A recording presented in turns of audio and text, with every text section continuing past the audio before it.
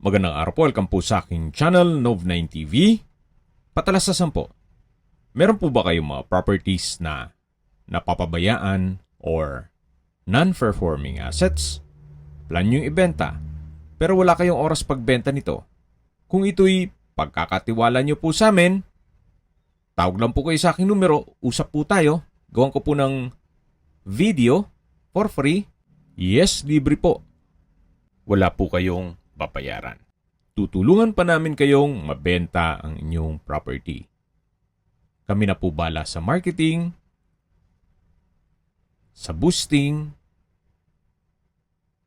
pati po sa paid advertisements, even sa tripping. Hindi na po kayo mapapagod sa pag-entertain ng mga buyers.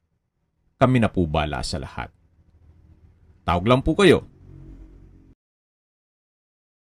Nandito po tayo ngayon sa Nasugbu, Batangas kung saan meron po tayong bagong video presentation. Isang rest house o house and lot na may swimming pool. May lot area po ito na 1,000 square meters, fully fenced na po, buong property at naka-landscape na rin po ito. Napakatahimik po ng lugar, sariwa ang hangin at malamig po ang klima. Malayo na rin po ito sa 14 kilometers danger zone ng Taal Volcano. Ang bahay po ay fully furnished at ito po'y may 3 bedrooms, 3 toilet and bath, may own water supply at ang size po ng swimming pool ay 4x8 at may filtration system. May kubo, may open shower at covered carport. Meron din pong storage room. May ilang fruit-bearing trees dito sa loob at may access na rin po ng tubig, kuryente at internet provider. Yan po yung main gate at pedestrian gate. Ito naman po yung driveway. Medyo slow po ang terrain papunta sa garahe o sa mismong bahay. Pero banayad lang naman. At mula po dito matatanaw na natin ang 2-story house na may 3 bedrooms. At dito naman po yung poolside. Meron pong umbrella at rattan chair. Napaganda po ng lokasyon. Sobrang tahimik ng area. At mula naman po sa National Highway o Tagaytay-Nasugbu Highway, 400 meters lang po ang distance. Kaya accessible din po ito ng public transportation. Ito po yung poolside. Sa dulo po ay may kubo. At dito naman po ay merong comfort room o banyo. May hand wash basin, water closet at may bidet. Naka-tile flooring na rin po ito.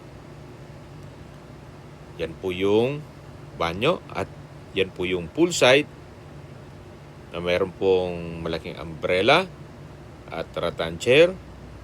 May center table. Meron din pong mga ornamental plants. Ito po yung tinutukoy ko na swimming pool. May sukat po ito na 4x8. At maayos po ang filtration niyan. Maisingit ko lang po, ang elevation above sea level ay 1,400 feet. Opo, nasa mataas na lugar po ito. Kaya meron din pong mountain view. Yan po yung kubo. Tunghayan nyo po yung pasad nitong 2-story house. At meron po itong mahabang balkonahe na kung saan matatanaw naman yung poolside. Sa ngayon po, nandito pa rin po nakatira sina owner. Kaya well-maintained naman po ito. Halos wala rin po kayong ipapagawa. Siguro kung meron man, retouch na lang ng pintura. So, yan po yung swimming pool. Ito po yung concrete fence. At yung maliit sa dulo na structure, dyan po nakapwesto ang pump and filtration. Reason for selling, well, senior citizen na po sila. At ang gusto na lang po ay yung bungalow house. Although dream house po nila ito, pero kailang i-let go o ibebenta na lang po nila ito. Silipin po natin yung lower part nitong property, yung unang parte ng video. Napakalaki pa po ng espasyo na yan. Pwede pa pong lagyan ng mga 3 unit na A-frame design na mga bahay. At i-convert nyo ito sa staycation business para ito'y maging income generating. Karamihan po kasi sa mga guest ngayon, gusto nila yung mga malayong lugar o tahimik na lugar na kung saan pwede silang magmuni-muni. Kagaya po nitong area na to, ito pong property ay inner lot mula Barangay Road. Siguro mga nasa 30 meters, more or less.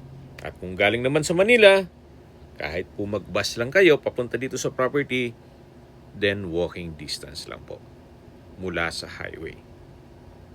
Ganun po kaganda ang lokasyon nito. Pero please manage your expectation kasi ito'y inner lot. At meron pong right of way. Okay, check na natin dito sa side nitong bahay. Meron po itong malaking puno ng mangga na namumunga na po yan. Yan po yung perimeter fence na may pocket garden. At yan po naman yung driveway hanggang dun sa main gate. Mula po dito, marami na ring mga kapitbahay na mga rest house at resort. Ito pong concrete fence ay paikot na yan ng buong property. At sa dulo po ay meron ding kubo. Ito po yung tinutukoy ko na covered carport na meron ding steel gate. Mula po dito sa driveway, matatanaw pa rin yung swimming pool at yung kubo sa dulo. At dito naman po ay may hangout area. Yan po yung dalawang big umbrella na may rattan chair at yung banyo. Dito naman po ay may bench and chair na solid wood at may mga sliding glass window. Yan po yung maliit na structure na may pump and filtration. Bago po tayo pumasok sa bahay, check natin itong guest room. Naka-aluminum screen door at solid wood door. Malaki ang spasyo. May wardrobe, bed framed mattress, ceiling fan, naka-tile flooring, high ceiling naman po siya. At meron din po itong sariling toilet and bath. Meron din po palang TV. Ito pong banyo ay may water closet with bidet, naka-tile bathroom wall, may hand wash basin, maliit na vanity mirror, at meron din po itong shower enclosure na naka-tile bathroom wall din po at may hot shower set. Ito po ang toilet and bath ng guest room. At labas po tayo. Yan po ulit yung guest room. Malaki naman ang spasyo. May sliding window with security grill. At paglabas po na inyong guest o bisita, dyan na po yung swimming pool. Hindi niya na kailangang pumasok pa sa main house. Meron na po siyang sariling pintuan dito o access. Dito naman po ay may setback. Paikot na po yan sa buong bahay. At sa dulo ay meron din pong puno ng mangga at overhead tank. Meron po itong source of water. Kaya makakatipid na rin po kayo sa water bill. Salo kung pupunuin nyo yung swimming pool. Yan po ulit yung guest room. Dito yung hangout area na may wooden table and bench. Then may duyan. Yan po ulit yung driveway. Yung mga puno ng mangga. At yan naman po yung kanilang garden na may kubo sa dulo. Ito po yung tinutukoy ko na covered carport. Nakakasya isang SUV, may steel gate, at may workplace din po. Kaya kung may mga tools kayo o mahilig kayo magbutingting, pwede pong gawin dito. Hanggang sa dulo po yan. May shelves na rin po. At dito naman po ay may ilang steps ng hagdan. Dito yung garden. Napakaganda po, napakaaliwalas. Dito naman po ay pwede pang paglagyan ng inyong mga abubot o anumang gamit. Yan po yung tinutukoy ko na kubo. At yan po yung dulong parte ng property. At dito naman po sa dulo ay malaki pa ang espasyo. Covered din yan hanggang sa dulo. Dito naman po ay merong mountain view. Napakaganda po ng tanawin. Iba pa rin po pag ang inyong bahay ay may ganitong mountain view. Very relaxing po. Kaya nasabi ko sa inyo, ito'y nasa mataas na lugar, kaya sariwa po ang hangin at malamig po ang klima. Yan po yung sliding glass window. At sa loob po niyan ang security grill. Pasok na po tayo. Meron pong aluminum screen door. At welcome po dito sa bahay ni Madam. Naka-steel door po pala yung main door. Ito po yung living area o salas. Napakalaki po ng espasyo. Naka-tile flooring. Maayos ang pintura ng ceiling at wall. Nga po pala, ito po'y fully furnished. Kaya lahat ng makikita niyong kagamitan pero sa personal na gamit ni owner ay kasama po. Yan po yung main door na naka-steel door. Meron pong dalawang sliding glass window with security grill. At mula naman po dito sa living area, dito naman po yung formal kitchen. May breakfast nook na may tatlong high chair. Naka-centralize ang aircon. May 3-tonner na split type. Ito pong kitchen countertop. At sa baba po nito ay meron pong storage ng kitchen utensils at kitchen drawer. May kitchen window. Wall-mounted kitchen cabinet. Dalawa po ang kitchen window na meron pong security grill. May stainless sink with faucet. May gas range, range hood. At may mga outlet na rin po para sa bread toaster, rice cooker, at microwave. Ito naman po yung isa sa mga kwarto o master bedroom. Napakalaki ng espasyo. May mga wooden shelf, bedside table, bed frame with mattress, ceiling fan, at ito po yung walk-in closet na malaki naman po ang espasyo. So, marami kayong gamit, ay kakasya po dyan. Yan po ulit yung master bedroom. Nasa dulo po ay may access door papunta sa balkonahe. At dito naman po yung banyo o toilet and bath na may hand wash basin o bathroom countertop, vanity mirror, exhaust fan, bathroom window, water closet with bidet, wall-mounted rack, may shower enclosure, naka-tile bathroom wall, may wall-mounted towel holder, hot shower set, at maayos naman po ito. Kaya wala po kayong ipapagawa. Ito po yung toilet and bath ng master bedroom. Ito naman yung access door na papunta sa balkonahe. Mula po dyan hanggang dun sa dulo.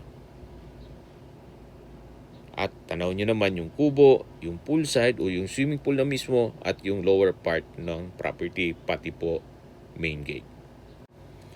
Hanggang sa dulo po ang balkonahe. At bago tayo pumasok at bumalik dito sa kwarto, tunghayan nyo po ulit itong kapaligiran. Napaka tahimik ng lugar, sariwang hangin, at meron po itong mountain view. Kaya sa mga nature lover na naghahanap ng property na may magandang tanawin at tahimik na lugar, well, pag-isipan niyo po ito. At tungkol naman sa presyo nito, medyo fair deal na rin. Mamaya po sa dulong parte ng video, pag-usapan natin ang presyo nito. Mula po dito sa master bedroom, yan po yung formal kitchen. Yan po yung main door. At dito naman po yung living area. Ito naman po yung pangalawang kwarto. Meron din po itong access papunta sa balkonahe. Naka-tile flooring. Maayos ang pintura ng ceiling at wall. May ceiling fan, bed framed mattress, bedside table, may walk-in closet. Check po natin. Malaki naman ang espasyo nito. Sa ngayon po, ginawa nilang stock room. Bali, dalawa lang po sila nakatira dito. Sila pong mag-asawa.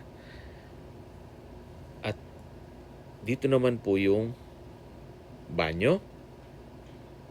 May water closet with bidet, hand wash basin, vanity mirror, bathroom window, exhaust fan, shower enclosure, at meron din pong hot shower set. Naka-tile bathroom wall na rin po ito. Ito po yung toilet and bath ng second bedroom. Malaki din po ang espasyo nito. At ito naman po yung tinutukoy ko na access door papunta dito sa balkonahe. Mula po dito matatanaw nyo naman ang driveway at yung garden. Yan po yung driveway at yan po yung swimming pool. Meron din pong mountain view. Yung dulo po nitong balkonahe ay yung master bedroom na kung saan na-present ko na po sa inyo at galing tayo dyan kanina. At habang pinagmamasdan nyo po itong kapaligiran, pag-usapan na po natin ang distance, location at travel time. Mula po sa National Highway o Tagaytay-Nasugbu Road o Highway, ang distance is 450 meters at ang travel time is 2 minutes. Mula naman po sa mga beach resorts sa Nasugbu at sa mismong bayan, ang distance is 33.10 kilometers at ang travel time is 50 minutes. Mula naman po sa Twin Lakes, ang distance is 9.7 kilometers at ang travel time is 13 minutes. Mula naman po sa Tagaytay Rotonda, ang distance is 23.5 kilometers at ang travel time is 30 minutes. Kompleto na po doon gaya ng malls, hotels, restaurants, banks, schools, church at hospital. Yan po yung lagi kong binabanggit sa inyo na dapat nyo i-consider sa paghanap ng property ay meron pong malapit na hospital. Hindi ko naman po sinasabing sakitin kayo. Yan naman po for emergency purpose lang naman. Nandito na po pala tayo sa service area. Yan po yung overhead tank. At meron din pong pocket garden dito. At yan po yung pinakita ko na sa inyo na puno ng mangga. Mula dun sa baba. Nung naikutan natin yung guest room. Balik po ulit tayo sa distance, location at travel time. Mula po sa Manila o sa airport, ang distance is 85.3 kilometers at ang travel time is 1 hour and 56 minutes. Yan po yung banyo ng guest room. At ito naman na bubong na to ay yung pump and filtration. Yan po yung swimming pool at yung kubo. Okay, recap lang tayo. Sa mga skip ng video, ito pong property ay nasa Nasugbu, Batangas. May lot area po ito na 1,000 square meters. Naka-concrete fence buong property. Ito pong bahay ay may 3 bedrooms. May sariling water supply. Meron pong swimming pool. May kubo. May ilang puno ng mangga. At binebenta po ito ni owner sa halagang 11 million pesos. Kung may mga katanungan po kayo, tawag lang po kayo sa aking numero. At sa mga kababayan naman natin na sa ibang bansa, meron po akong WhatsApp, Viber, Telegram, at Signal. Same number lang po, 0917-316-3399. Sa mga nagtatanong naman po ng aming Facebook, meron po aming Facebook page na Nov9TV at Facebook Real Video. Meron din pong TikTok at Instagram. May ibang YouTube channel po kami, the Nov9TV channel, Nov9TV Listings, Nov9TV On The Spot, Nov9TV Updates, at Nov9TV House Rental. Sana po naibigyan nyo ang video presentation. Paki-like and subscribe na lang po sa aking channel para ma-update din po kayo sa aking future listings. Kung sakali po hanap nyo yung mas malaking sukat ng lupa, meron din po kami ibang listings na pwede nyong pagpilian. Huwag po kayong mag-atubiling tumawag sa amin. Then, let us know your budget para malaman namin kung anong property pwede naming ilog sa inyo. Sa lahat pong viewers, subscriber at nagtiwala po sa amin, salamat po sa suporta. Ingat po kayo lagi at yung pamilya. Maraming salamat po.